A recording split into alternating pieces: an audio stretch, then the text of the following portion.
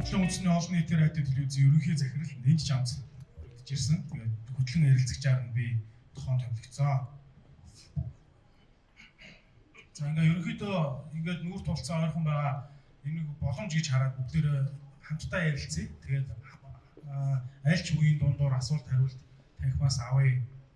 Асуулт авъя. Тэгээд чинээс хариулах байх. Монголын үндэсний олон нийтийн радио телевиз гэхлээр олон нийтийн оролцоотой. За ингээ сар болгоно 1000 төгрөг авдаг айл нэг юм хэв шиг явж л байдаг. Тэгээд тийм болохоор хүн болгоны бас өөрсдөө сонирхох сэдв юм шиг. Эсвэл 1000 төгрөг багтаад дахиад хүн болгоныг сонирхдгүй юм шиг юм сонирн болчиход байна. Би болохоор эхнийхээ асуултыг ингэж тавих гэдэг. За юу ч гэсэн нэг хоёр юм тодруулаад байна. Таны яг харьж байгаа албан тушаал чи юм улс төрийн албан тушаал юм уу, төрийн албан хаагч юм уу? Олон нийтийн одоо юу та тэрийг нэг тодруулаад байна. За би бол усан даши Нэнж Жамц гэж Монголын үндэсний олон нийтийн радио телевизийн ерөнхий захирал гэсэн одоо ажлыг хийдэг. За энэ олон нийтийн радио телевизийг удирдахын тулд бол тухайн удирдагч бол өөрөө намын харьяат байж болохгүй, өөрөлдвөл намын гишүүн байж болохгүй. Тэгэхээр нам бус гэж ойлгож байна. Өөрөлдвөл олон нийтийн удирдагч зүтгэлдэг гэх юм уу? За олон нийтийн төлөө ажилладаг юм байна. За тэгэхээр бас хүмүүс ингэж боддог. За би бол ингэж боддог. Үндэсний олон нийтийн радио телевиз гэхлээр одоо ингээ контент сул байна гэдэг. Тэгэнгүүт ингээд хааштай л ийм төрийн одоо татаас байдаг бас олон нийтийн татвар байдаг. Тэгэнгүүт ингээд нэг ийм төрийн бусад албадууд шиг ийм арга цаасан гэдэг юм уу яг амжилтын төлөө явдггүй, өрсөлдөөнд ордггүй. Тэгээд зүгээр ингээд нэг урсгалаараа явж л байдаг гэдэг нэг тийм ойлголт нэг юм ойлголт ш. Нэг юм гадаас тэгж харагддаг л та. Тэгээд яг энэ талаар та одоо юу гэж ярьж байгаа? Одоо шүүмжлэлт тань ирж байна. За ерөнхийдөө бол өөрийн чинь асуултанд шууд одоо бол тэгж харагддаг гэдэг одоо таамаглалыг бол хүлээж авч ирсэн болохгүй гэж үзэж байгаа. Би бол жишээ сүүлийн 3 жил бид нар энэ байгууллагын гүйцэтгэх удирдлагын одоо ажлыг хийхдээ одоо яг өөрийн чинь хийснээр ингээд дотроо юм сүмгөр бүргэрч байдаг юм аа. Эсвэл одоо энэ нэг юм байхал ёстой урсгалаараа л явж идэг нэг төрийн одоо ажлуудын бас нэг жишээ гэж дурдах гэж байгаа би бол үгүй гэж хэлэх гэж байна. Ягаад гэвэл үндэсний олон нийтийн радио телевиз бол сүүлийн одоо би 3 жил ерөнхий захирал хийсэн учраас тэр тухайгаар ярих гэж байна л да. 10 жилийн өмнө бол би 5 газрын захирал байсан. 10 жилийн өмнө 5 газрын захирал байсан.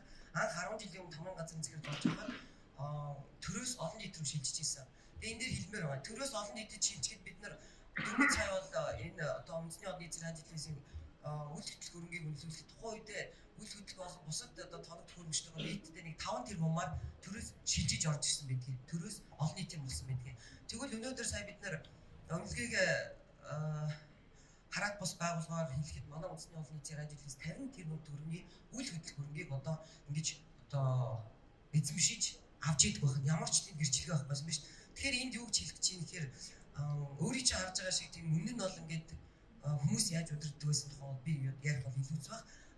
Байгууллагыг бол ер нь ямар ч тохиолдолд өндөр зэрэглэлийн өөрийгөө боловсруулсан хуулийн эрх зүйн бизнесийн мэдлэгтэй менежер хөө удирдах ёстой гэж би хэлэх гэж байна. Тийм учраас та яг надад асуултыг бол би хэлэхдээ манай үндэсний олон нийтийн радио телевиз бол хөгжлийнхөө одоо үндсэн 90 үйл бол одоо зогсолтгүй орчихсон байгаа гэж ойлгож байна. Яг энэ асуултын хариу бол тун удахгүй бид нар 19 оны жилийн эзэн тайл явах гэж байгаа учраас та манай эфирт явах тайлны нэвтрүүлгийг үзээрэй гэж хэлэх гэж байна. Яг нь нөгөө 1000 сонсохоос нэг үз гэж монголчууд ярьдаг учраас би таныг очиж үзэж та үнэхээр бас жиргээч учраас яг бодит байдлыг дамжуулж өгөөсэй гэж бодож байна. Одоо бол манай дээр бидний зөвхөн монголчууд төслийн зөргөө ахын баг хийчихсэн байгаа. Тэгэд өөрсдөө бид нар ч ерөөсөө ярьдгүй хийсэн ажлаа хүмүүст хүргэдэггүй энгийн жирийн нэг өөрөө хавард ажлыг ямар ч асуудалгүй хийгээ явж идэг. Бас ажилтнуудынхаа тухай ерөөсөө гаргадгүй ярьдгүй юм байна л да. Тийм учраас одоо бидний зөвхөн монголчууд ажиллаж байгаа. За өмнө төсний хувьд бол супер хувирж байгаа гэж ойлгож байна. Бид нар 3 жилийн өмнө SD тасар хэрэгжижсэн бол одоо 3 жилийн дараа бид нар full HD формат руу шилжчихсэн байна. Манайх 4 сувгийн үйл ажиллагаа явуулж байгаа. Нэгдүгээр үндэсний телевиз 17 цагийн эфиртэй. Хоёрдугаар Монголын мэдээ сувг 17 цагийн эфиртэй. Гуравдугаар MNB спорт сувг бас адилхан 17 цагийн эфиртэй. Дөрөвдүгээр сувг англи хэлний цорын гац Монголын телевиз MNB World гэсэн сувг. За радио ихэд 3 сувгийн үйл ажиллагаа явуулж. Үндэсний радио, P3 радио, Voice of Mongolia дахиад 5 хэл дээр явуулж байгаа.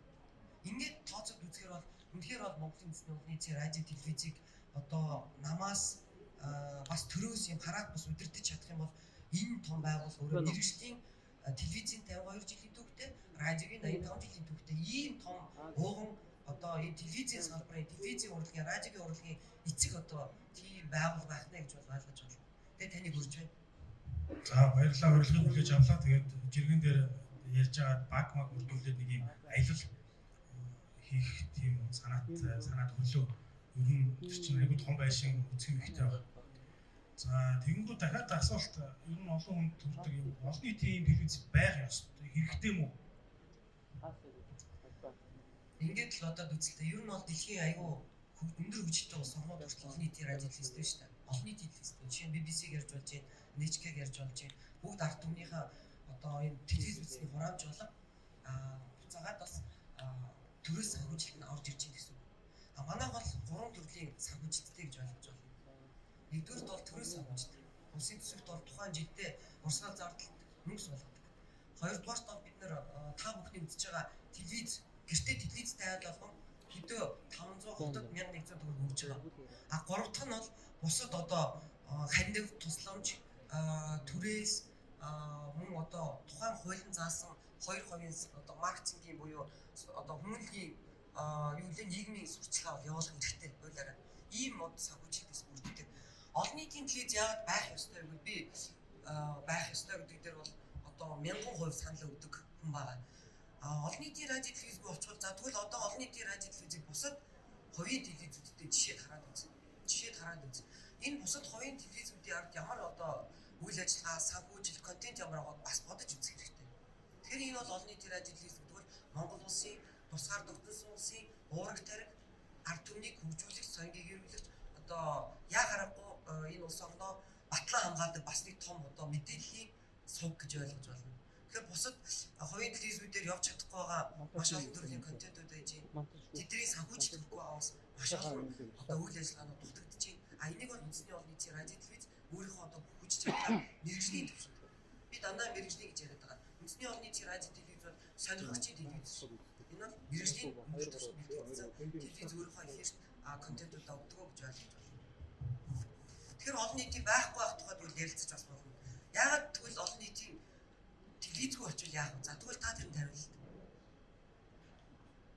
Ер нь арилжааны сувгууд нэгэнтээ ашигын төлөө байгууллагууд байгаа юм чинь.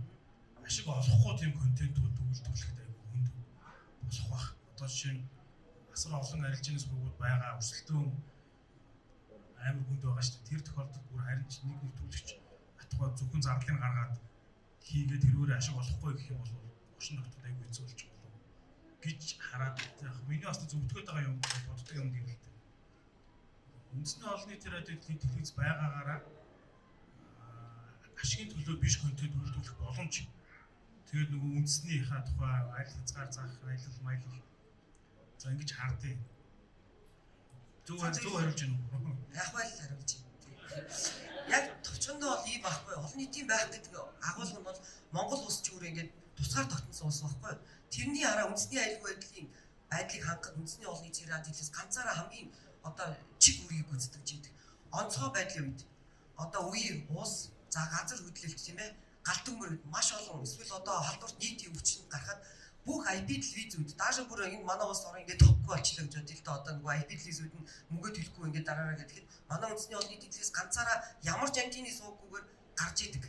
Үндэсний телевиз ганцаараа тоглож идэг.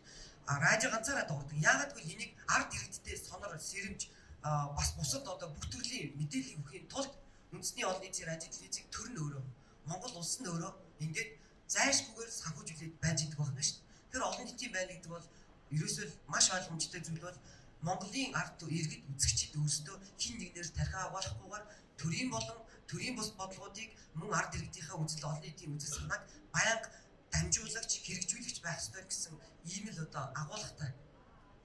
За бууж өглөө. Амар юм байна. Үнэхээр байх ёстой юм байна. За тэгвэл дараагийн асуултанд байна. Хэрвээ тийм юм болвол төрөөс одоо жишээ нь хамааралгүй ажиллах боломж байгаа юм. Хамааралгүй байхын тулд та жишээ нь юу хийж байгаа? Юу хийх вэ гэж байгаа? Эсвэл хамааралгүй ажиллах боломж олохгүй байгаа тал нь танихаар юу вэ? Төрөөс уулна бол хамааралгүй ажилламаар байгаа. Бусад одоо олон нийтийн радио телевизүүд чинь ингээд BBC ч гэдэг юм уу одоо энэ NHK гэдэг чинь ингээд тухайн улсын жилийн одоо дотоодын нийт бүтээгдэхүүний эргэлтийг тэдэн өгöd ороод ирдэг байхгүй. Ямар ч тэр төрөөс одоо засгийн газраас хин гэдэг аль нам ямар олон хор болж тухайн төрийн засгийн эрхийг барьснаас үе шалтгаалж тэр олон нийтийн телевиз өөрийнхөө контентийг хүргэдэг байна шүү дээ. Тэгвэл манайд бол бас эсрэгээр л дээ. Тухайн жилдээ одоо сонгуулийн жилүүдэд ямар нам ямар одоо улс төрчид олон голж гарч ирснээрээ олон нийтийн радио телевизийн үйл ажиллагаанд нөлөөлөх гэж бол маш их оролддог. За энэс яаж хараат бус байж чадахгүй гэвэл шууд хараат бус байж чадчихна гэвэл би шууд өгүүл гэж хэлдэг. Үгүй шүү дээ. Энд чинь ингээд төрийн бодлого явж гин, засгийн бодлого явж гин. За дээрээс нь одоо чинь санхүүжилтийн асуудал байгаа. Энэ өөрөө Монгол улсын их хурлаар батлагддаг.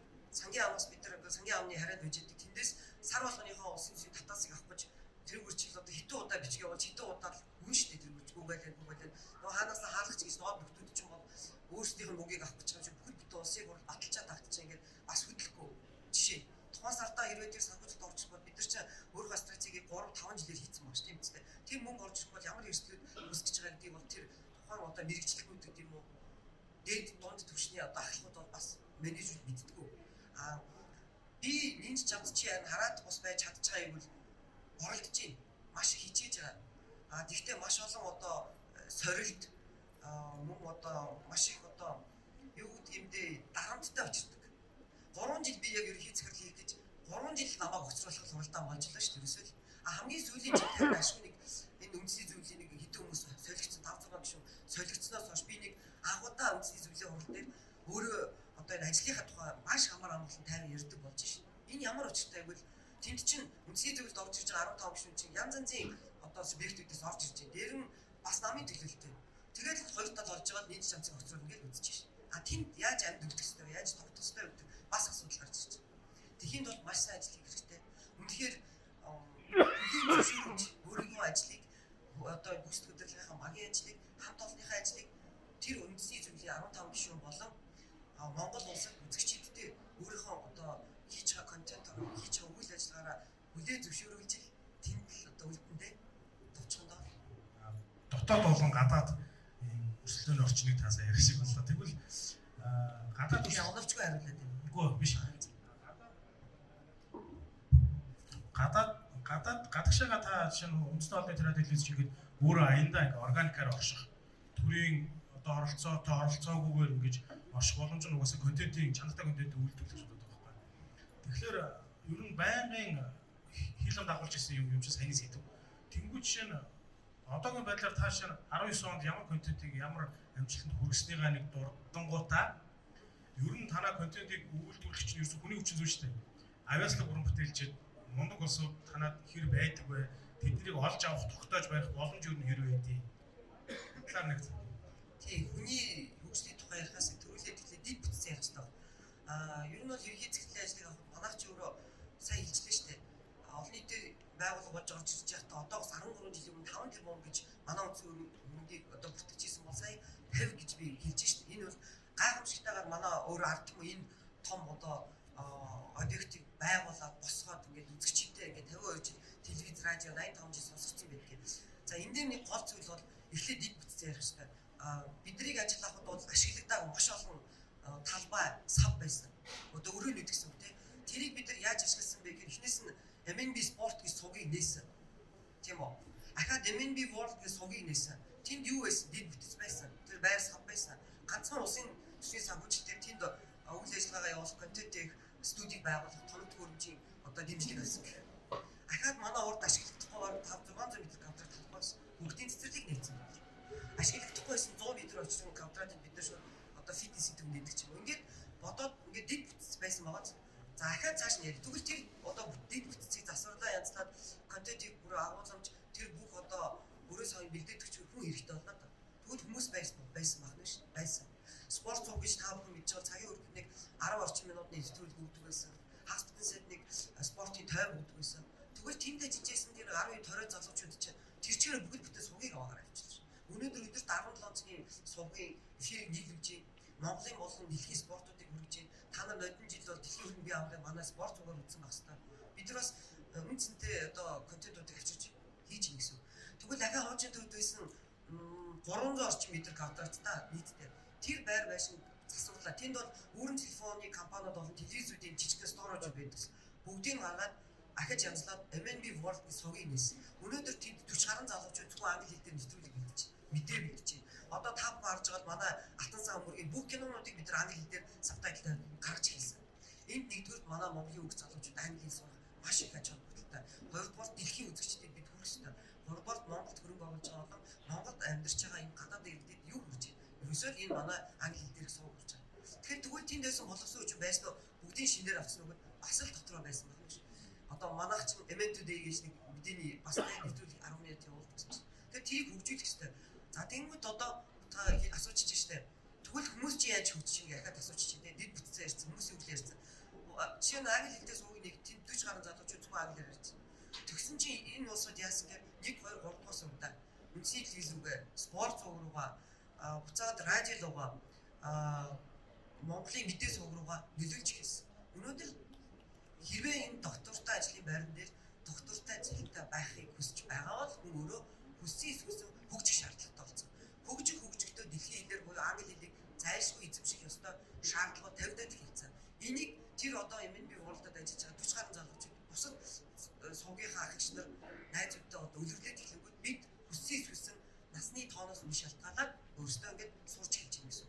Тэгээ би түрүү ахаад хэлсэнтэй мэрэгжлийн байна гэдэг бол ганцхан энэ одоо операторын энэ ажиллагаа энэ зураг авах ажиллагаа сайн хийхээс гадна тэрний үнцэг, тэрний болон тэрний одоо камера тавих бүх зүйл дээр өдөр болгон бид нар нэг богино хугацааны сургалтууд авч ийм гэсэн. Тэгэхээр би олон нийтийн радио телевизийнхаа нийт ажилтнуудын нийт одоо хэрвээ ажлын бүтээмжийн чанарын тухай яриад хэдэн хувь бэ гэж яриад би багтаад за нийт ажилтнуудын 95% бол яг тухайн ажлын байран дээр хөдөлмөрийн бүтээмжийн өгөгдсөн ажлын байрны тодорхойлолтоор хийгдэж байгаа.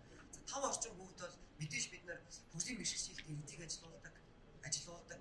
За тэр яагаад тэгж ажилуулдаг гэхээр хуулиар бидний тэдэн үнэтэй бол тэдэн хүн ажилуулахыг шаардлага тавьсан байдаг. Нэг, хоёр бид өөрсдөө тэр бэрхшээлтэй хүн чинь яг бид нар шиг иргэдтэй адилхан бас бүтээмж гарахгүй байгаа учраас бид нар нэг 5 орчим хувьдаа бид нар тийм одоо хүмүүсийг ажилуулдаг байх нь шүү дээ. Ингээд бодохоор би одоо л олон нийтийн радио телевиз 5 10 жилийн өмнөхөөс юм уу хэдэн жилийн өмнөхөөс ингэж би төсөөлж харьцуулж хэлхийг бол эсвэл зүгээр хөгжлийнхоо шатнд бол одоо орчихсон зогсохгүйгээр энэ тал дээр хөдөлчихсөн.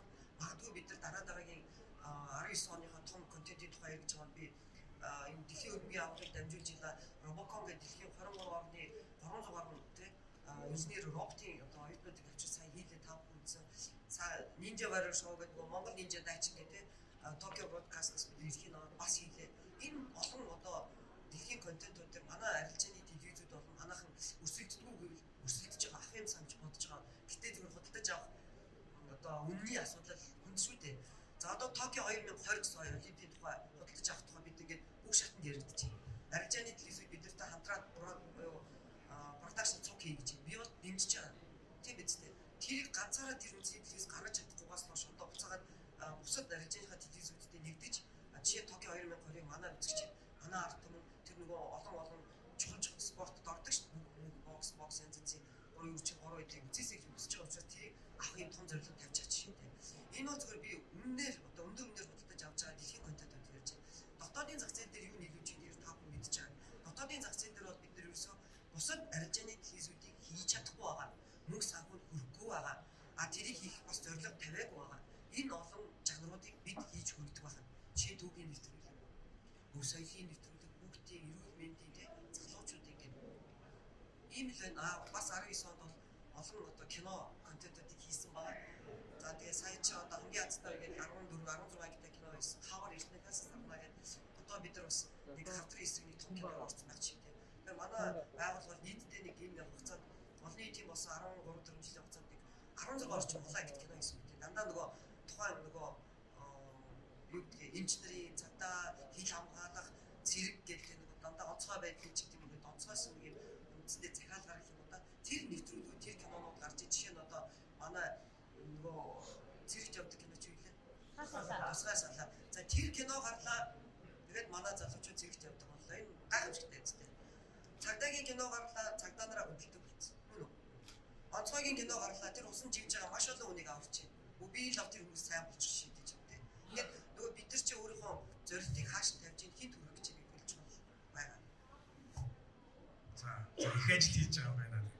үзлээ гэдэг нь ямар ч аргагүй юм яриад байна.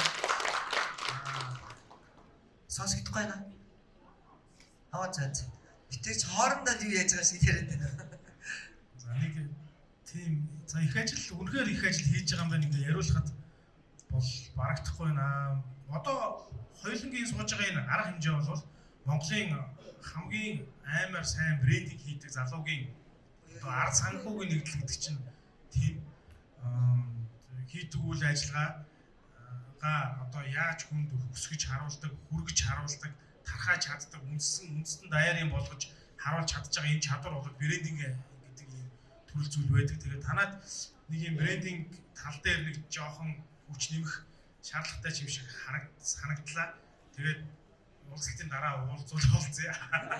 За, ер нь ийм штэ. Хоёроо бол бид хоёр ч одоо 20 жилийн өмнөөс хоёлаа одоо бас сургууль төгсөж орж ирээд Монголын хэл мэдээллийн, PR-ын, санхүүгийн бүх зах зээл дээр хамтарч ажилласан хоёр. Тэгээ би ингээд орж ирэлийн ширээг харчаал бодчихлаа. Үгүй нэр юм нэгс юм ширээтэй болчихсон гэж одоо сууж ил та жишээ. Зүгээр жишээ л байна. Жишээ. Тэгэхээр яг зөв. Дөнгөж сайхан бид нар брендингийн залуучуудтай уулзгээд 2-3 газар руу санал тавьсан байгаа. Үнэхээр хийгээд идэг юм байна. Уул нь хийдгүү шийдэг ганцхан өөрсдийгөө сурталчлах тэр өөрийнхөө брэнд нэмийг тэгж олон нийтэд хүргэх брендинг талдаа бол яг мэргэжлийн та нар шиг залуучуудын туслалцаа дэмжлэг одоо авахгүй бол явахгүй байна л гэсэн үг л дээ. Тэгэхээр зүйл харцсан байт. Би бол наадхан дээр чинь санал хийж. Тэгэхээр уулзъя. Тэгэхээр хайрын тим хийж бүтээж байгаа зүйл чинь ингээд зүгээр цохойхт хөдөө эсвэл хин нэгэнд анзаарагдахгүй байх зүгээр л хүн ингээд аяндаа ингээд бодоод оршсон тэр бодлоор нь бодогдох гэхэд арай л гомдолтой байдаг тийм. За энэтэй ингээд улбаалаад яах юм бол одоо сошиал медиа амар хөгжиж өссөн үсээгөө одоо бидний хамгийн юм шийддэг болчлоо. 400 мянган үзэлттэй нэг 17 та хүүгийн влог ингээд байж хахад тэргээл санаа алдмаар юм байна л да ялагдаад байгаа юм шиг. Тэгэнгүүт одоо олон нийт радиолээс байх шаардлагын тухайлаа ярьчлаа тэгээ нотолчлоо. Сошиал медиад юу яаж хамтарч байгаа юм? Эсвэл сошиал медиа талбар дээр танах яаж ажиллаж төлөвлөгөөтэй байгаа? Тий, одоо ч одоо сошиал медиа гэдэг сошиал платформ гэдэг юм руу бид хоёр хүссэн үсээг ордог гэдэг шиг тэргүй л одоо бас амьдрал амьд явах хэцүү болчиход байгаа юм шиг л болчихлоо шүү дээ. Юу нь бол төвчгөндөө. Энийгэн суужгаад хоорондоо би лавын манай MNB World-ын захирал сууж байна. Сайн суужснаа салфетик байна уу гэдэг ингээ уцаараа мессеж бичих байхгүй бичиж чадахгүй чи. Энийг асууж хахад энэхэн доорд л ийм юм болж ш. Тэгэхээр ерөөсөө сошиал медиараа сүүлийн 3 жил бол бид нар ерөнхий нэвтрүүлгүүдээ эхлээд ер нь бол тийм практик их бага байсан байна. Одоо ч гэсэн ингээд дижитал хэлц байгуулаад өнгөж 2 жил болж байгаа байхгүй. Тэгээд тэн дээр юу харагдаж байна гэхээр эхлээд том урт одоо 40 30 50 минутын нэвтрүүлэг тавьдаг юм бол одоо ингээд жижигж эхэлж байна. Нэг мэдээгээ тавьж байна. За бүх одоо сайн гэсэн одоо чанарын үнэлгээ авсан гэдэг юм уу алтан сав өмнөг рүү орох ёстой нэвтрүүлгүүдээ бид нар бүүстэл хийж байна те. Үнэхээр тийм байгаа. Гэхдээ яг таны хэлгээр брендингээ хийгээч. Дээрээс нь сошиал медиа руу ахиж одоо өөр баг авч ижлээч гэдэг дээр бол бүр 200% санал нэгдэж байна. Ер нь бол хийсэн бүтээсэн зүйлээ яагаад хүнд хүрэхгүй тэгэл тэрүүгээр нэг хэрэгтэй хэрэггүй ус төрчний хил амны байр болоод яваад идэв дээ гэж хэлжлээ шүү дээ. Би бол тэгж нэг өмнө хоёрт бол өнөөдөр олон нийтийн радио телевиз өөрийн үзэгчтэй бид нар бол сая 21 аймагт анх удаага радиогийн болон телевизийн дөрвөн сувгийнхаа үзэгчдийн судалгааг хийлгсэн. Ямар нэвтрүүлгүүдийг үздэгийгч бас хийлгсэн байгаа. Яагаад тэгж хийлгсэн бэ гэвэл манай Монголд одоо ингээд нэг телевизийн сувгад ямар нэвтрүүлгийг хинд яаж хөргөдөг тухай энэ максимагаас өөр яг мэргэжлийн өдөр болгон хийгээд байгаа судалгааны баг алга шүү дээ. Максимаа зөвхөн Улаанбаатар хотод хийж байгаа. Улаанбаатар хотод. Бид нар чинь бол Улаанбаатар хот дээр нэмэх нь хөдөө орон нутаг гэдэг чинь манай зорилт бүлэг байхгүй юу? Тэгээд судалгаа хийгээд үзлээ. Улаанбаатар хотод бол манай дээр ингээд одоо яа тийм төөрөлдсөн одоо киноны сувгч юм уу те. Одоо movie box гэдэг лөө тэд нар ороод байдаг. Тэгмэд хөдөө орон нутагтайгаа ингээд бид нар судалгаагаа авчихаар хүссэн чаргал те эн чинь том байгууллага, том мэргэжлийн байгууллага учраас үзэлт бол ингээд дээгүр гараад ирж байгаа шүү дээ бид нар.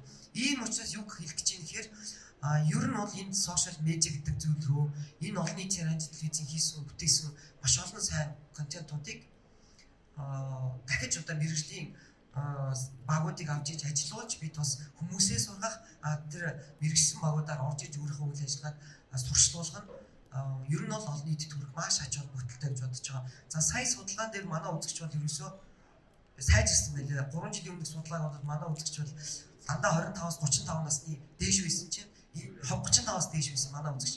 Энэ жил 25-аас дээш болсон байлээ. Тэгэхээр эх жилүүдэд бид нар яаж 18-аас дээш 16-аас дээш насны үзэгчдийг урд телевизийн урд суулгадаг болох байх гэдэг асуудал байна шүү дээ. Ер нь бол телевизийн урд нэг хүмүүс суухан хэлсэн шүү дээ одоо бол.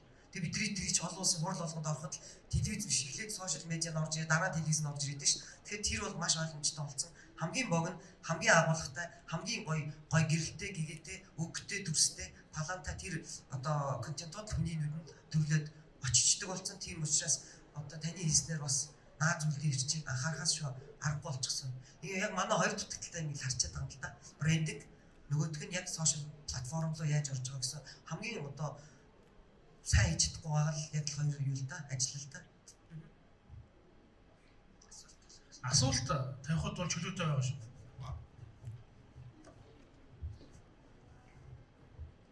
Баярлалаа. Монголын үндэсний радио телевизийг үндэсний телевизийг одоо контент аяг муутай гэж аяг боддог байсан. Сая тань ярьж аяг юм хийд юм байна. Тэгээд яг тэрийг өстө бид нар мэддэггүй юм байна гэдгийг ойлголоо. Тэгээд миний үндэсний олон нийтийн радио телевизээс хамгийн их хүсдэг цаашдаа бүр яг энэ чиглэлд сайн яваасаа гэж нэг хүсдэг хэлмээр санагдсан юм байна. Энэ болохоор одоо яг одоогийн өнөөдрийн залуучууд оюуны дархлаа аяг муутай одоо ингээд нэг юм хэцүү мэдээ үзвэл шууд итгэдэг. Сайхан юм үзвэл бас шууд итгэдэг. Тэр ингээд нэг юм дийслэх чадвар аяг муу болсон. Тэг энийг дэнсэлдэг, энийг бүр ингээд баттгадаг тал дээр нь үндэсний телевиз ингээд одоо ингээд нийгэмд гарч байгаа аяг хэцүү мэдээ ч юм уу эсвэл хэд баяртай мэдээ ч юм. Яг энэ мэдээнүүдийг дандаа дийсэлсэн яг ийм өдөр тутам яг энэ тал дээр аяг сайн ажилласаа гэж боддог. Яг тэгэхээр үндэсний телевиз одоо үндэсний телевиз гэдэг утгаараа арт түмнийг үндэсний дархлаатай ойлгосоо. Тэгээд би бол үндэсний телевизийг бас аягүй сайн үздэг. Яагаад тэгэхээр энэ чинь Монгол хүн болгоны телевизээр дэмжих хэрэгтэй. Яг үнэ. За яг үндэсний олон нийтийн радио телевизээр явж байгаа нэг мэдээ байна уу, нэг нэвтрүүлэг бол хамгийн үнэ бүх их сурвалжаас авсан хамгийн зөв зүйтэй итгэл хэмжлийг дандаа олгож идэг. Жишээ нь цагийн үрд нэвтрүүлгээр гарч байгаа мэдээ гэдэг бол энэ хамгийн үнэн баг шүү дээ. Магадгүй бусад телевизүүдтэй харьцуулшгүйгээр бид нар энд одоо ямар нэгэн өнгө гаргахгүйгээр өнгө гаргаж болохгүй байхгүй. Тухайн мэдээнд хин нэгэн хүний эрх ашгийг харуулсан хамгаалсан өнгө гаргахгүйгээр мэдээлэл үүрэг нь бол бидний үүрэг. Ингэснээрээ бидний ч гэсэн өөрийн чирээд байгаа үндэсний дархлааны тухайч бас яригдчихээн тий. Зөв би бол асуудал идчихээн. Би бас телевизийн захирал болоог байхдаа тэгэл хаяа нэг шүүм жичээл явж ирсэнс өгтөө орж ирээд сайжирсан олон зүйлүүд байгаа. Урд нь бас сайн байсан зүйлүүд ч олон байгаа шүү дээ. Өөрөөсөө 17 цагийн эфирийг нэг удаа үзэж байгааг мөртлөө шүүмж гэдэг бол маш амархан. Шүүмжлэхэд бол амархан. Хийг бүтээхэд маш хэцүү. Тэгээ тэрийг одоо сүүлийн үед үзэгчид маань бас их холбоотой байгаад байдаг болохоор ч юм уу их янз янзын одоо сошиал медиа руугаа бид нар бас хараад манай даг хоёр пэйж чинь 2-300 мянга ч гэдэг лээ. Ямар ч үсэн ингээд холбоотой тэгээд дандаа юу авч л байгаа даа санал хүсэл даваал яваад байгаа. Гэхдээ нэг зүйлийг бас хэлмээр байгаа. Хамгийн үнэн зөв бодиттой мэдээллийг өгөхийн тулд бид нар ахаад л энэ бол дандаа ямар нэгэн улс төрөөс хараад бус байж ич хамгийн бодиттой нэвтрүүлгийг хүргэнэ гэдэг дээрээ л бол 100% бол бат зогсох ёстой нэг. Хоёрдугаарт бол ингээд та нар бол одоо хин нэгэн намын аль нэг газрын хараатаар ингэж одоо үйл ажиллагаа явуулаад байна гэсэн шүүмжлэл байнга. Гэхдээ бид нар чи өөрөө хуулиараа төрийн болон одоо жишээ нь одоо ерөнхийлөгч ерөнхий сайд их хурлын дарга гэсэн гурван том институцийн бид нар мэдээллийг төрийн үйл ажиллагааг олон нийтэд хүргэх хэрэгтэй. Тэгэхээр тэгж харагдаад багш маа. Тэгвэл та нар авилгал тэр жижиг дунд үйлдвэрийн зээл саяны тэр банкны давхар л тэр нийгмийн даатгал ингээд дөнгөж сайн ярьдаа дуусчих. Тэр тухай та нар гаргадгүй л гэж асуудаг. Гаргахаар гарах удаа. Гарах нь үгүй бид нар тэрэн зориулаад ирийн сурвалжлах бүр алга байсан. Та сая үндэсний дархлаа гэдээ ярьлаа. Та нар намайг сошиал зарим найз ах л та бид нар сая Баян-Улгийн аймагт ажилласан. Баян-Улгийн аймагт манай бүх телевизийн үндэсний байна уу зүгээр одоо бусад телевизэн үздэггүй. Одоо энэ дээр би ингээд ярилцаа сууж байгаа. Дахиад намайг Монголын заадгуу тухай гаргахаар чи гүтгэлээ гэж. Тэгээ би хэлээд байгаа. Жилийн жилд үеийн үед л одоо энэ улс төрчид ингээд эндээс их хурд орж ирж ш 3-3-уулаа авч ирж байна. Тэгсэн мөртлөө яг энэ монгол хэлний боловсрал Монголын төрийн энэ дархлааны асуудлыг ярьдгүй байсан юм байгаад сэдв үндсэн. Сошиал намайг юу ч юм сүлдээ чатаар орж ирээд чамайг яаж гэлээ. Тэгээ надад бол нэг тийм одоо ерхий захирал байгаа үедээ энэ сэдвийг дуурахгүй бол магадгүй цаашаа хин нэгэн дуурахгүй байж магадгүй. Энд чинь ингээд хоёр тал болчихоо тэр үл хийгээд байгаа байхгүй. Маш ноцтой сэдв. Тэгээ би тэгээд юу хэлэх гэж юм хэрэг үндэсний дархлаа гэдэг дээр ерөөсөө үндэсний олон нийтийн радио телевиз бол Монголын ард түмний уурах тарих үндэсний жинхэнэ дархлаа энийг л үзчихэж хүүхд хүүхдэд хүн болон бид ч бас радиогоо сонсоод хүн болж исэн шиг энэ манай үндэсний телевизийн контентуудыг үзээрэй. Тэгээ үзээд бас шүүмжийг хийж ээж болно. Дандаа сайн яваад байна гэж байхгүй шүү дээ. Тэнд дотор ч алдаа гарна тий янз янзын юм. Зүгээр нэг титрийн алдаа гаргаад нэг жамцаа гэдээ ороод ирж байгаа шүү дээ. Нэг жамцаа чи энийг бичиж чадахгүй юу? Дуу би тэрийг бичихгүй шүү дээ. Тэгэл ганцхан дуу шуумны алдаа гарахаар би инженер биш юм чи. Нэг жамцаа чи гэж байгаа. Жишээ нэг тэгэхээр олон нийтийн радионы бас нэг ерөнхий захирлын зовлон гэдэг бол юу вэ гэхээр юу ч болсон олон нийт үзэгч, сонсогч зөвхөн тухайн ерөнхий захиралд халдаад байхгүй. Тэр тэгтээ зөвлөдөө. Тэхийн тулд бүх одоо тэр хариуцлагыг хүлээх гэж өөрөө захирал болсон учраас тэрийг хүлээгээд цааш явах шиг зам байхгүй л гэсэн. За сайн байна. Би энэ сайн энэ арга гүйж явж байгаад аюу танилд бол сонсогдоод байгаа гүг ороод ирлээ. Тэгэхээр манай нинжи захирал сууж байсан би өөрөөс ажиллах сэтгүүлч юм. Би салбартаа ажиллаж байгаа. Тэгэхээр энд би асуулт асуухгүй. Ягаад гэвэл би зур та бүхний өмнөөс юм уу үзэгчдийн өмнөөс сэтгүүлч биш зур хувь үзэгчийн өмнөөс үндэсний одны телевиз нинжи болон эдний багт ажиллаж байгаа мэрэгжил нэгтэй хүмүүст талхал хэлэх юм санагдаа гүг ороод ирсэн. Эднийхээ үнэхээр би өөрөө сэтгүүлч мөртлөө одоо үндэсний одны телевиз үздэг байсан. Яг үнэ. Мэдээнийх нь албан мэдээцтэй ингээд ер нь ингээд харагдах байдлаас болоод шал өөр байсан. Одоо бол үнэхээр өөрчлөгдөөд үнэхээр ингээд үзээд хараад амар юм гоё болсон. Олон сайхан кандидатууд хийж байгаа. Тэгэхээр эдний хамт олон зөв мэрэгжил нэг түүнийхөө хувьд баяр хүргээд өөдлөх хад үүднээсээ гаднаас ахуулаад эдних аюул гоё болцгаацсан.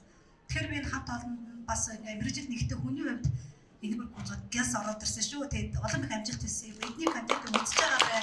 Аюул сайхан яг ажлаараа тань арилжааны телевиз арилжааны бусад сэтгүүлчдийг хийж чадахгүй юм хийгээд байгаа. Яа тэр үндэсний соёл уламжлалт Монгол хүнд юу мэдэх ёстой гэдэг аюул тийм бус арилжааны телевиз хийж чадахгүй юм хийж байгаа учраас маш их талархалтай ханддаг. Тэрийг хүүхдүүдтэйгээ хамт суугаад үздэг. Хүүхдүүдээс яг сонирхолтой шууд яг суугаад үзээ тайлбарлаад үзүүлэхээр аюул сайхан үздэг юм билээ шүү. Баяр хүргээ баярлалаа. За баярлалаа. Нөгөө магтаас сонсохоор өөрчлөх гэдэг болсон ш. Дандаа нөгөө магтаалдаг болохоор яг тэр хоёрт бол яг энэ дээр хэлэхэд бол үндэсний олон нийтийн радиоос дангаараа бол үйлдвэрлэгч бас байж чадахгүй. Санаа үйлдвэрлэгч бас байж чадахгүй байхгүй. Тийм учраас бид нар бусад хоёрын телевизүүдтэй хамтарч ажиллаж байна. Маш олон одоо продакшнуудаас бид нар нэвтрүүлэг хүлээж авч тий. Жишээ нь одоо та нарын мэдж байгаа тэр буян материалын хийдэг хүрээл төсөл байна. За хөгжлийн замаар гэдэг маамуу төсөл гэж маш олон одоо гаднаас бол продакшнуудаас яг бүтээсэн өртгөөр нь авч чадахгүй ч гэсэн кинонууд хүртэл авч гаргаж ш. Тэгэхээр бол хамтрагчид болсон. Тэгээд одоо энэ зааланд бол маш идэвхтэй би түрүү жирэгц пэй амьдралдаа ойрын үед ийм их зрителтэй ийм их үзэгч сонсогчтой заал хараагүй байна гэд бид нар концертөө ичиг төрөл дүүрэх гэж бас балардаг байхгүй. Тэгээд аргагүй манай залуучууд бол шал өөр болсон баг. Өнөөдөр бол бүтэнсээ өдөр үстэй. Тийм би ч бол бас бүтэнсээ өдөр амарчих санаатай. Тэгэхээр өчигдөр хоёр ажиллаад өнөөдөр ажиллаад. Тэгэхээр залуучууд бол өөр болчихжээ. Идэвхтэй болчих. Манай Монголын залуучууд бол маш олон энэ зүйлүүдээр хамтарч оролцохоос гадна хөгжлийн асуудлаар улс орныхоо бас энэ хөгжлийн талаар санаа зовдог болчих. Тэгээд хүмүүс нөгөө попраад ах хэрэггүй шүү дээ. Ингээл гадаад гарч ажилладаг болоо тэр эндээ гарч байгаа нь тэгээд би гараад явал манай чинь MNB World гэх төсөл дээр одоо төсөл багт ажиллаж исэн хүмүүс одоо сууг болчиход байна. Тэгтэл тэр хүмүүс чинь хилтэй устдаа чи Англи, Америк, Франц, Австрали хэлтэй шууд ингээд доктор, мастер хамгаалах гэж яваад гэж байгаа. Яг би тэгээд би дөнгөж хамааг авсч 2 жил болоогүй чи явах гэдэг яа бити явж хийж чадахгүй ш. Явал гэж байгаа чинь тэр хүмүүсийн хөгжлийн асуудал яригдаж байгаа учраас тэр бол хамтарч байгаа шүү. Тэгэхээр дан ганц нэг энэ нинж чам захирал ганцаараа лаглаг юм яриад ганцаараа юм хийх юм шиг гэж ойлгож өгсөн болохгүй. Энд бол 700 800 орчим хүн бол 21 аймагт Монголын мэдээ сувг радиогийн тусгай сурвалжлагч нар ажиллаж байгаа. Дэлхийн 15 улсад манай MNB Монголын MNB-ийн тусгай сурвалжлагч нар ажиллаж байгаа. Мөн бид нар өглөө 11-ээс 14 цагт Монгол улсад болж байгаа үйл явдлыг шууд газар дээрээс нь дэлхий дээр болж байгаа үйл явдлыг шууд мэдээж байгаа. Цагийн үрд нэвтрүүлэг шууд явж байгаа.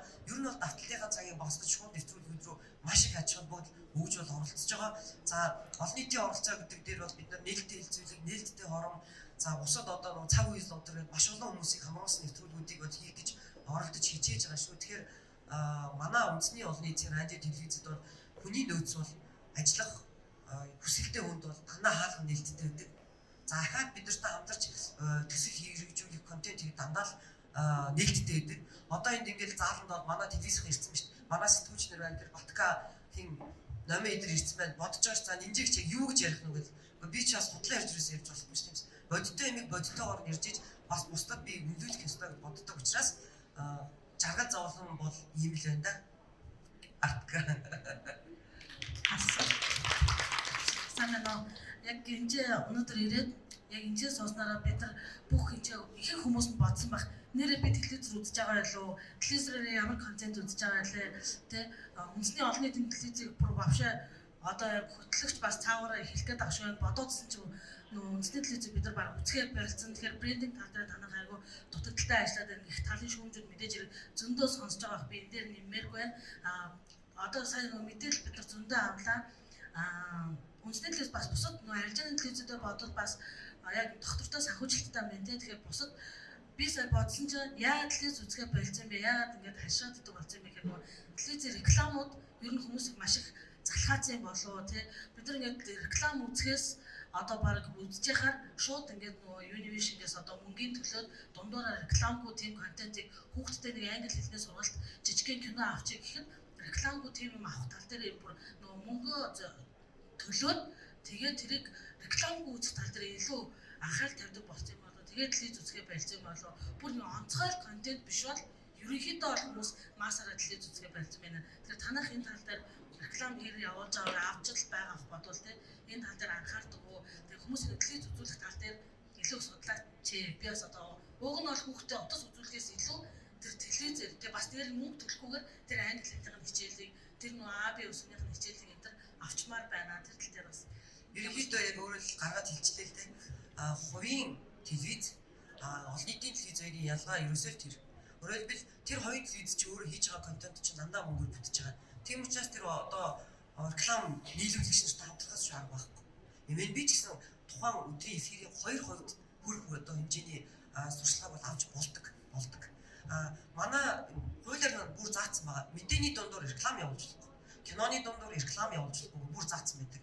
Тийм учраас үндэсний олон нийтийн радио телевиз чинь бусад цагийн одоо хоёрын телевизүүдэд бодох юм бол эфир нь 17 цаг байлаа гэхэд адилхан 17 цаг бол манай 2 хувьтай байхад бусад телевизүүд өөрсдийнхөө одоо юу хувилсан орж ирсэн нийлүүлэгч нарынхаа хэрэгцээг хангахын тулд бол өөртөө зохиож байгаа. Гэхдээ бас харилцаа холбооны зохицуулах хороноос бүх телевиз дээр хязгаар тавьсан байгаа шүү дээ. Тэгээс 17 цагийн реклам явуулна гэж бол байхгүй шүү дээ.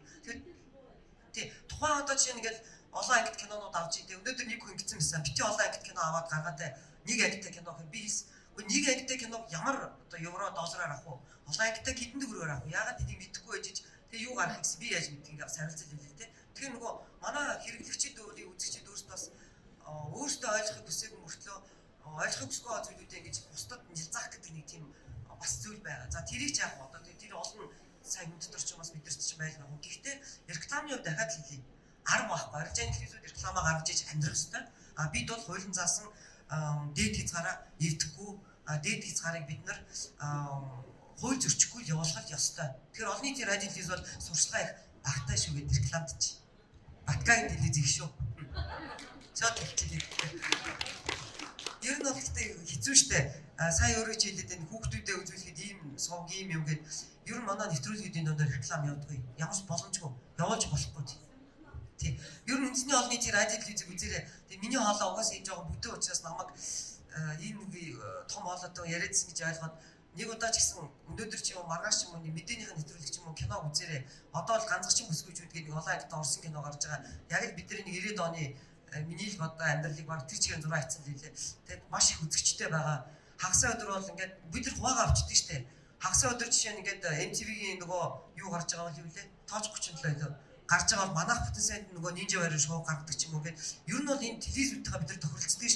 Одоо чинь Монгол ээжтэй би тийм том контент дэлхийн контент явах гэж юм биш бид нар өдрөө өөрчилчихдэг байхгүй. Үзэгчийн бас хамаагүй ингэж 2 3 талын юм сайн контент гаргаж хувааж болохгүй ш.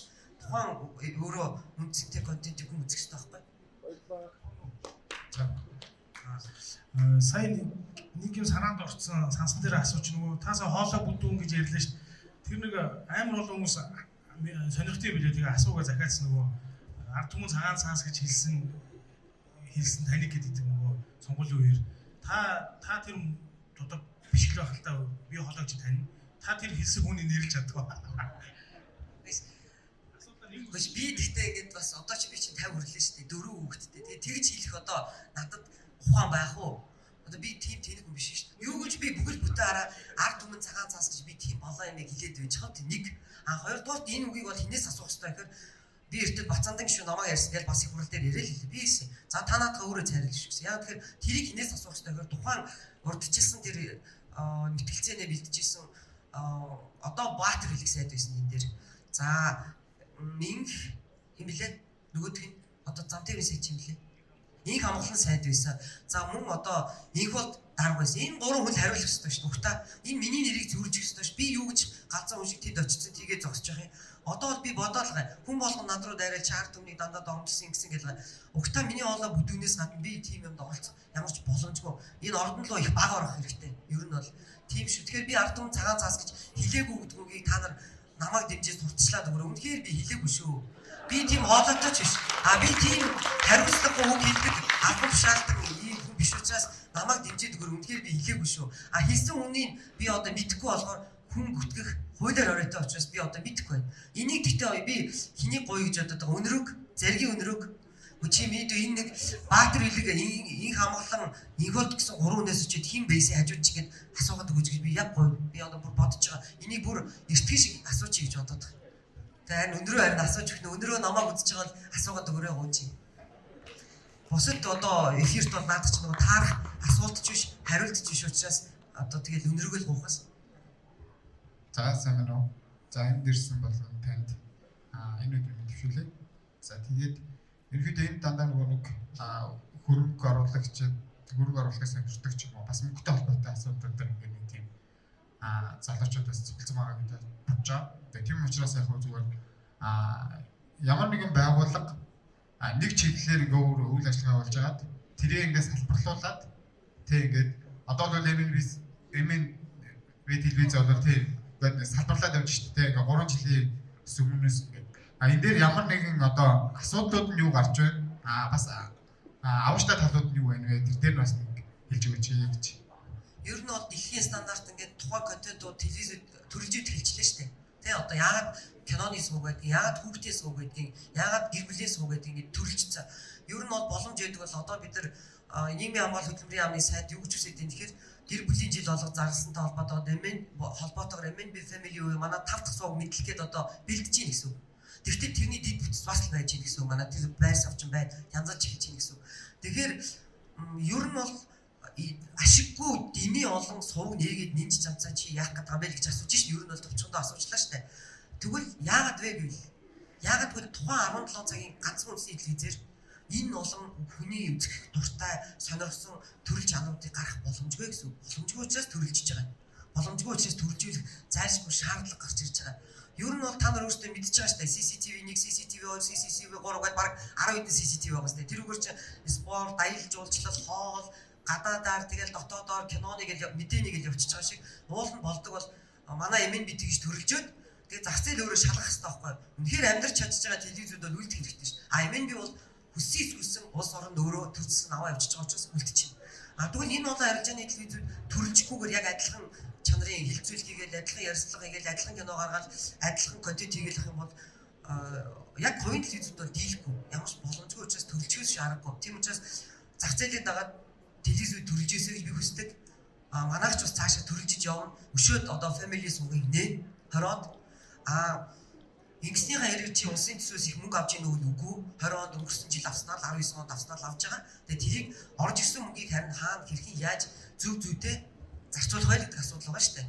Тийм учраас тэр нэгдгээ санаа зовоороо илүү ерөөсөө үрлэгэн юм янз бүр юм зараагүй family сувг яагаад нэг чинь тэгэхээр яг тэр эфирийн урд тэгвэл хүүхдийн киног үзүүл биш. Дан манай дараа алтан фонд сан хөмрөгт телевизийн 52, радиогийн 85 жилийн төвтэй үлгэр кино орчуулга маш их байна.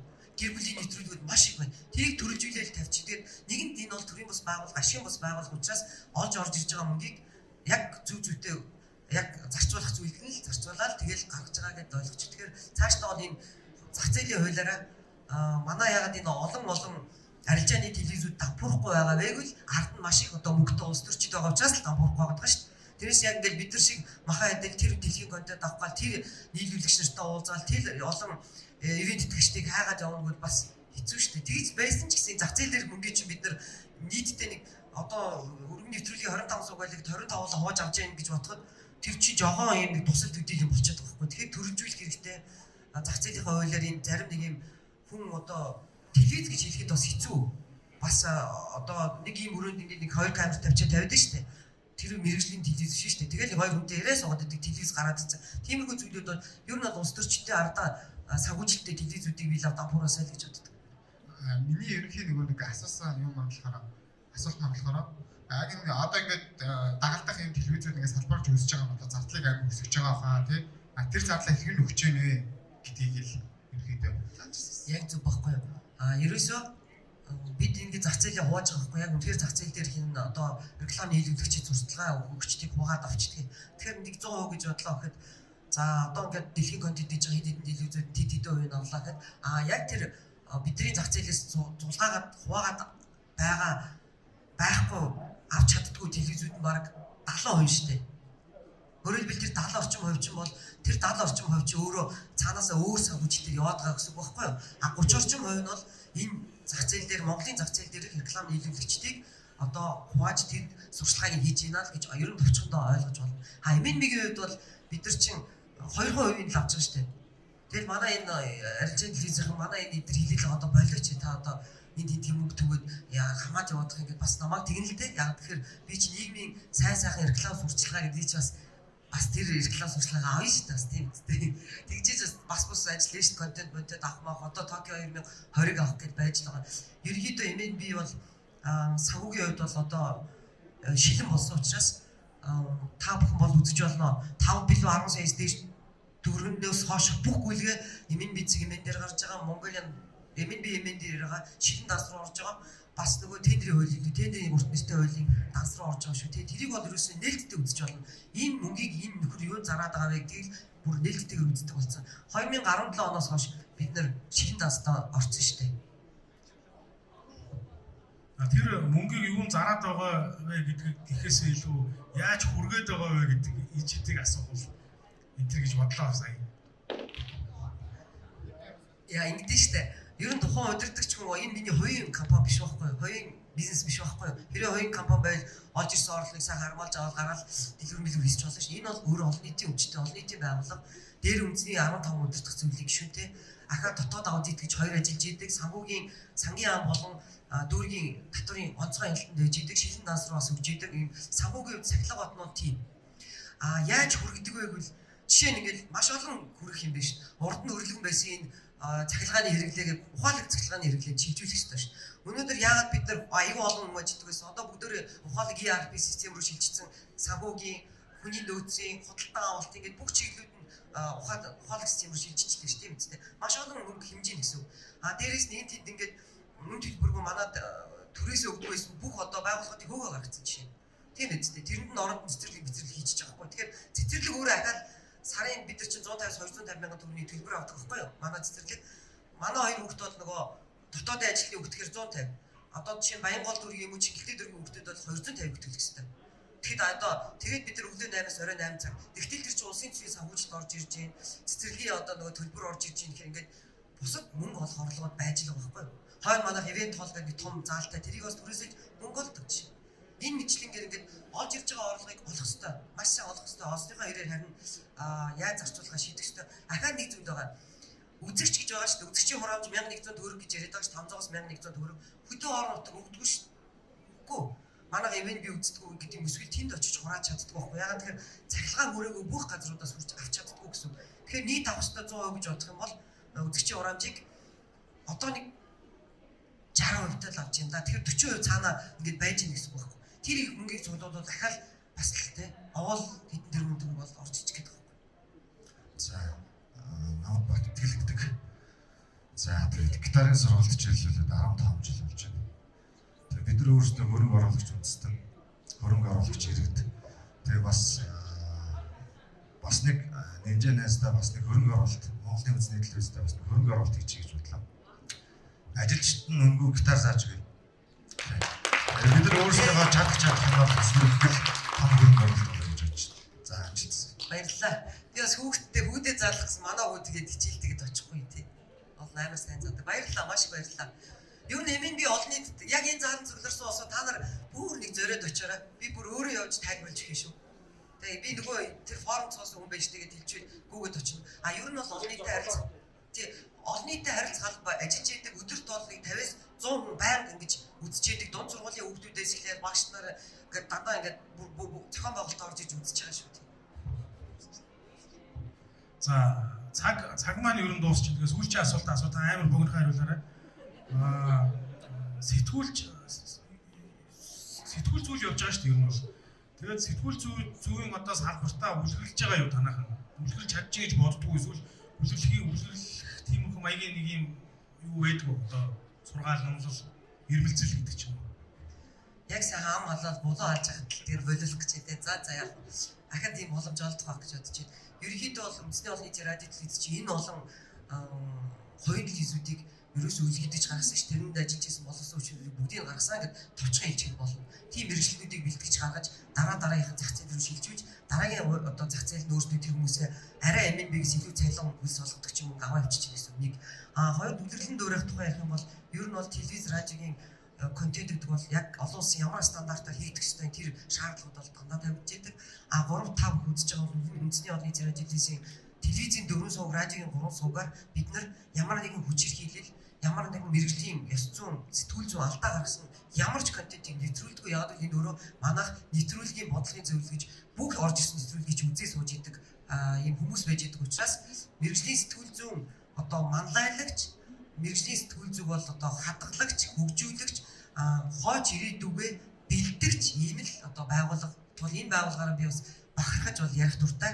Өдөр ирсэн улам их одоо хайртай бас сонирхолтой болж байгаа хамт олондоо ч гэсэн хайртай болж байгаа. Яаж энэ хүмүүсийнхаа цалин нэг жоог нэмчих үү те? Яаж энэ хүмүүсийн нийгмийн асуудлыг шийдчих үү гэдэг дээр бол маш их одоо анхаардаг болсон. Тэгэд хүнээ хөгжүүлэх байж ямар өмнө сайн контент шаардлагатай юу тийм биз? Хүн чинь эрүүл ээжж сайн контент хийн, хүн чинь цалин мөнгөнд айтайхан доктортой тогтмол ээжж айтайхан контент хийн тийм биз? Тэгээд шинжэнгөө онуулаад өглөөжингөө ажиллаулаад ээж одоо тэр үе бол өнгөрсөн шүү. Хүмүүс ингээд телевизийн ажилтнуудыг ажил дээр хоноолаа юм хийдэг гэдэг үгүй шүү. Одоо тийм хөдөлмөрийн одоо бүтэем тийм ухаан бүдүүлэг зах зээл бол байхгүй болсон шүү дээ. Тэгээд намайг сонссон нийт үзэгчид, нийт сонсогчид манай энэ заалан цугларсан бүх найзуудаа хүмүүстэй форумд оролцогчдоо баяр хүргэе, баярлалаа гэж хэлээ. Тэгээд үндэсний олон нийтийн радио телевиз олон нийтийнхээ эрх ашиг үүрт мөн хамгаалсан Монгол улсынхан уурах таргус ийм том байгууллага учраас та нар маань очиж сонирхоорой. Би одоо яг та нарын өмнө хэлж телевизийн ерөнхий захирал байх үедээ ямар нэгэн байдлаар олон нийтийг төргөрсөн, олон нийтийг хагалсан, бутрахсан, муу мухай элдэг одоо өгтөө ийм муу мухай юмыг ахиж одоо манай телевизээр бол гарахгүй гэдэг бол амлаа. Өмнө нь одоо жишээ нь сая юу шүүмжлэгдэж ирсгээр та нар мэдж байгаа нэг тэр зоригийн эрхтэй холбоотой нэг шүүгдэгчийн юу гаргацсан шүү дээ. Санаж байна уу? Тэрнээс болоо би маш их олон одоо комментиг авсан. Би ойлгосон. Ер нь бол цаашдаа бол хүчирхий сурталчилсан муу мухай юмыг бол хийхгүй. Харин та бүхэнд уриалгаад хар тамхины эсрэг, хавдрын эсрэг, бэлгийн замын өвчтний эсрэг ийм одоо контентууд хамтарч ажиллахаар бол бид нар бэлэн байгаа. Ягаад гэвэл санаагаа үйлдвэрлэж чадахгүй маш хэцүү сэдвүүд байдаг юм байна энэ чинь. Жишээ нь хавдрын хар тамхины эсрэг маш олон юм зүйл хийх гээд зохиолч бичиж үзлээ шүү дээ. Тэгээд тэрийг дүрсэн дээр буулгаад кино оогож үзүүлэхээр эсрэгээр сурчлагаа олох гэдэг юм шиг санагдаад ингээ хийж чадахгүй байгаа. Тэгэхээр дэлхийн одоо зах зээл дээр энэний эсрэг тэмцэж байгаа олон улсын байгууллагуудыг урьж авчиж ээж оролцуулж ээж судлахгүй залуучуудаа бол бас буруу юм дөрөвдчих юм болов гэж яаж юм. Тэгээд сая дөрөв энэ залуу гэж хөрөнгө санхүүгийн зах зээлийнхэн цугларсан байна гэж байгаа шиг та нарын оруулж ирж байгаа энэ мөнгөөр манай Монгол улс ийм хөгжлийнхөө одоо зөв замд явж байгаа л гэдгийг бол зайлшгүй бол дурдж хэлэх ёстой. Тэгээд хураамжаа сайн төлцгөөгөөр цахилгааны мөнгөн дээр авах маш их баярлалаа. За баярлалаа. Одоо арилжааны телевизүүдийн өрсөлдөө ирсэн цагаас хойш хугацааг тоолох юм бол хөгжлийнхөө хамгийн оргил үе дээр ирсэн байгаа гэж би боддог. Тэгээд та нараас зөвшөөрөх баг. Яг энэ цаг үе. Нэг жав захирлын үе дээр ийм үе дээр ирсэн гэж боддог. Тэгээд өөрөө ч ийм харах царайны ийм дайчин ийм ихтэй байхад одоо өөр яах вэ гэж байгаа. За Монголын үндэсний олон нийтийн радио телевизийн ерөнхий захирал Нэгжам Золаа.